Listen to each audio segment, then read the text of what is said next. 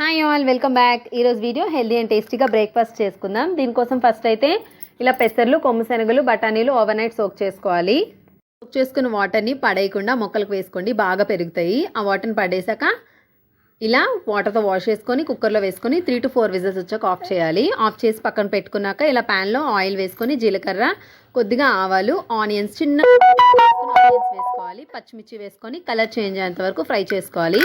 ఇలా ఇవి colour change అయ్యాక మనం ఆల్రెడీ బాయిల్ చేసి పెట్టుకున్న పెసర్లు, కొమ్ము శనగలు, బఠానీలు ఉన్నాయి కదా, అవి వాటర్ తీసేసి ఓన్లీ అవే వేసుకోవాలి.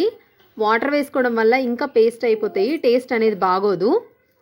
ఆనియన్స్ ఇలా కలర్ చేంజ్ అయ్యాక ఇందులోనే పసుపు, కొద్దిగా ఉప్పు వేసుకోవాలి.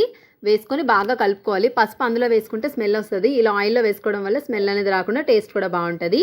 వాటర్ తీసేసి పెసర్లని, కొమ్ము శనగలు వేసుకొని బాగా కలుపుకొని సర్వ్ చేసుకోవడమే. హెల్దీ అండ్ టేస్టీ బ్రేక్ఫాస్ట్ అయితే రెడీ అయిపోతుంది.